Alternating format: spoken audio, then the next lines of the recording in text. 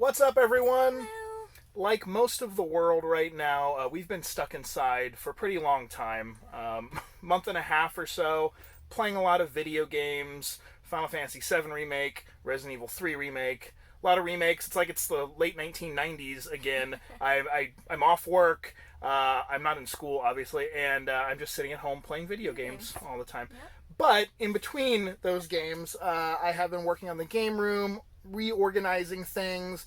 I have gotten some new things for the collection. It was about 6 months ago that we uploaded the Game Room Tour, and if you haven't watched it, go check it out. The link to that is in... Watch the game room tour. Yeah, it's in the description section down below.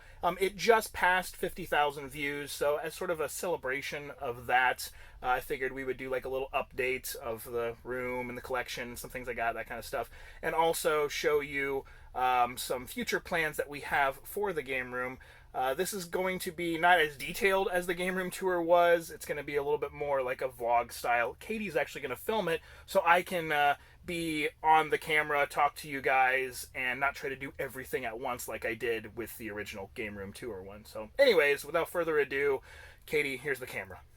We're first actually going to start right outside of the game room because I finally got these shelves hung up, and the little figurines on them are a part of a tabletop miniatures game called Mage Knight, and it was put out by a company called WizKids in the early 2000s. They also made HeroClix and HorrorClix, among other games, and I got really into collecting them. Unfortunately, they didn't last a really long time, only a few years before they stopped making new sets. But they're very, very detailed. Obviously, you have a lot of like Dungeons and Dragons-esque characters, wizards, knights, dragons. But down in this case below is all like the harder to find rare ones. And the cool thing about this case is it actually came from GameStop, and it used to have all their like loose DS games for sale. But I thought it was perfect to have little figurines in it. One of the main things that I was doing in the game room was re-alphabetizing, or honestly spreading everything out just to fit better. Call out if you see anything that's wrong in the comments. Wrong alphabet. I don't know if he knows his alphabet.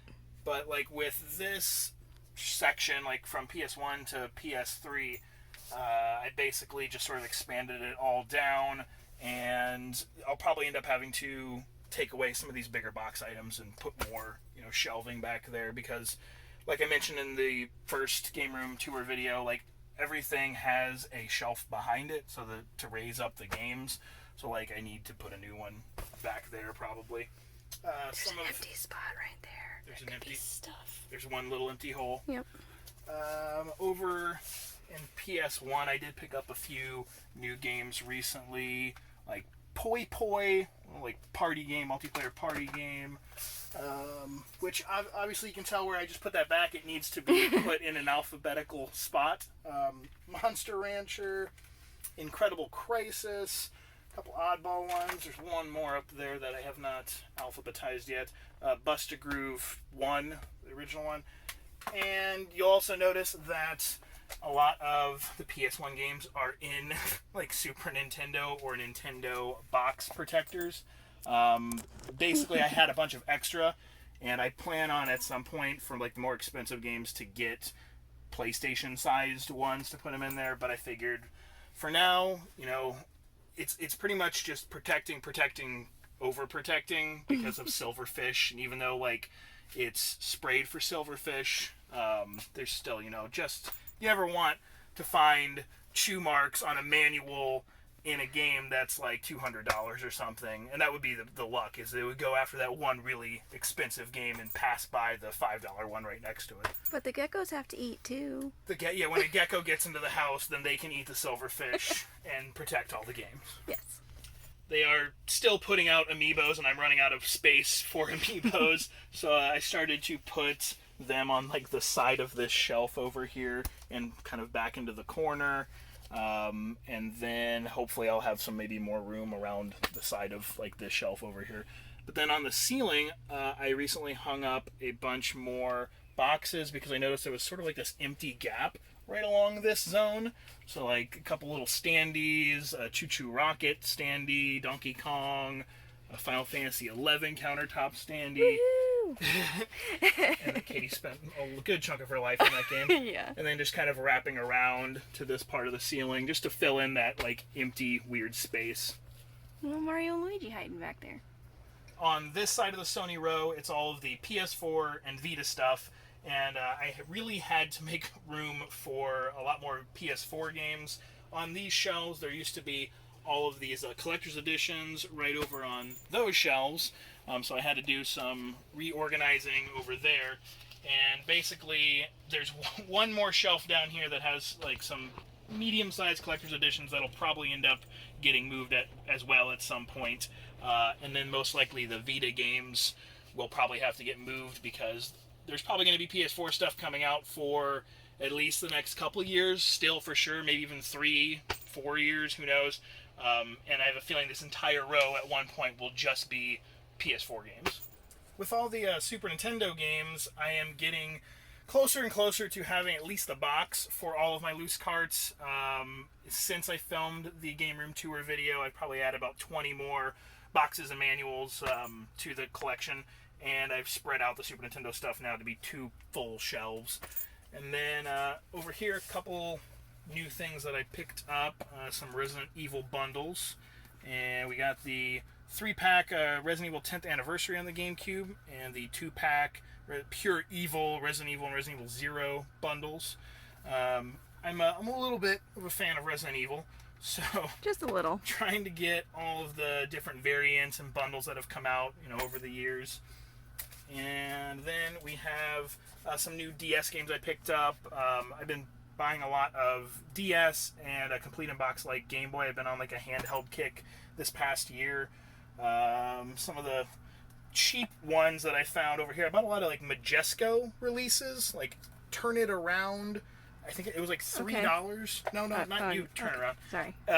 It was like $3. I was kind of looking up like funky, like really oddball games, and Majesco put out quite a few on the DS. They also did the Wild West, which is kind of like run and gun shooter style, but with green. But with lizard alien. Like crocodile cowboy. Oh, okay. Yeah, or lizard cowboy. Not expecting that. And then you step back a little.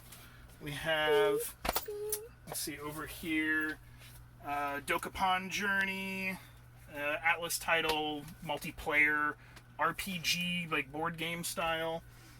Jake Hunter. I'll buy like that turn around game if the game is cheap enough sealed, or if it's only like a few bucks difference from the average like open price. I'm just gonna pick up the brand new version for a few dollars more. We have Monster Rancher DS, Point Blank DS, just ones that I've never come across in the wild, especially like complete in box. Another weird Majesco one, Monster Bomber. I think this one was like $3. It just looked goofy and weird, so figured I would pick that one up as well. Probably the coolest, biggest thing I've gotten since the Game Room Tour 6 months ago was this Nintendo test station, which I had no original plans of getting it or picking it up. Don't touch! No, I'm just joking. It does work. It's in really nice shape, and it was like a mystery pickup, sort of. I went down a few hours south of me to buy other stuff. No plans on really buying this, and then I ended up buying this and not the other stuff. So it was just too good of a deal. And then with that, I also got this Super Nintendo test cartridge for like the controller, Super Scope, and mouse. And then if Katie turns around and walks down the aisle, up at the top of the shelves over here, I got the Super Nintendo test station. I'm going to steal the camera from you because you're too short for this. I can't. And this goes along with, obviously, the Nintendo test station. It only works if you have the Nintendo test station. Like I mentioned before, I've been focusing on getting boxes and manuals for my Game Boy and Game Boy Color games. Out of all the different like cart-based game collections in my game room, it's the one that I have the least amount of boxes and manuals for. Just this past week, actually, I got 3 games from Chris Minogue, a friend of mine, also known as Retro Rat on Facebook, and on eBay, it is Creeper in Porker. Very weird name. Don't want to know where that came from. But anyways, thank you, Chris. I got Hyper Load Runner. We got Katie's laughing at what the Creeper and Porker thing.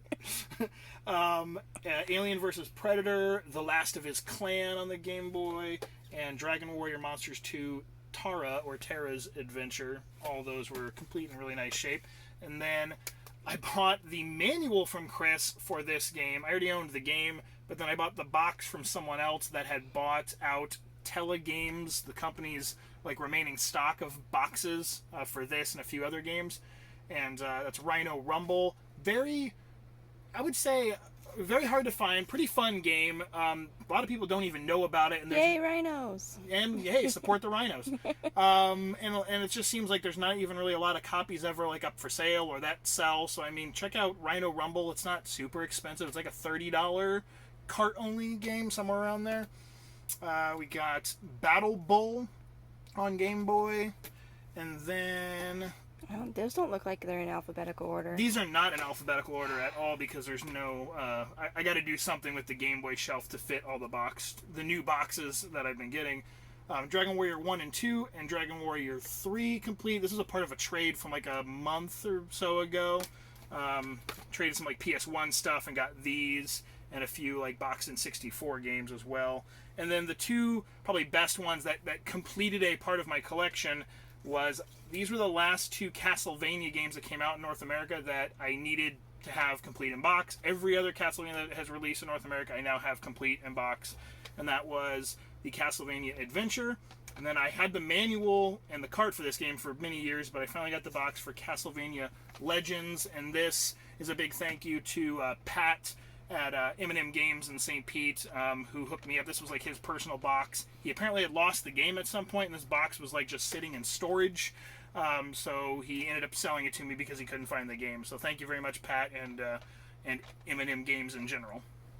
When I was spreading out the PS4 section and I had to move like those collector's editions over to that shelf, I had to take stuff off that shelf, and for right now it ended up on some boards on the ground, just because I don't have an exact place to put it, and I haven't played box Tetris in here yet to find a place. But this sort of leads into an idea that Katie and I have, and we're just sort of trying to figure out where we're going to go with it. And I think that means we need to go outside so I can actually show you what we're talking about now. We are on our back porch now, and this is the back of the game room. These glass doors are blocked by two big bookshelves on the inside. In fact, every window and door in the game room has bookshelves in front of it. We don't really use this back porch except for a little bit of like storage. Wave at yourself. A little bit of storage for some like Halloween props and like scenery stuff when we do our like haunted houses. So we were talking like it would probably be put to better use as an extended game room. I don't know if that means this entire space we would turn into a game room or half of it or whatever. It's just something that we've been talking about, and hopefully it's big. As Katie walks away, you can see it's a very large back porch. It already has a foundation, at least for flooring wise, so it would more of just be putting up 3 walls and redoing the roof. Because this would be, I wouldn't knock this wall down, I would just keep this glass doorway. I take the glass doors out and make this just sort of like an entryway into the second half of the game room. Maybe a year from now, maybe 2 years from now, but as you can tell by those like boxes on the ground, needing to figure out more places to put stuff is always the collector's problem.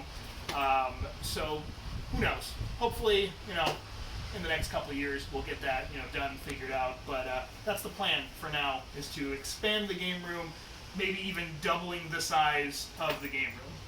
All right, I hope you enjoyed this little update video, and hopefully we'll be back to normal life and normal world soon. We can get back to going to the flea market and actually garage sailing and normal, like going back to work. Those kind of things will be nice. So I miss the animals. Yeah. A lot. Well, yeah, I'm sure they miss you too. Yeah. Yeah, people have been taking care of the animals at her Oh, zoo. yes. It's just management. So Yeah. they didn't just leave the animals by themselves to fend for themselves. But They're good. yeah, But I miss them. yes. Again, if you want to check out that game room tour for some reason, if you never did, in the description section down below is the link. And we will see you all soon in the future. Love you. Love you. Peace.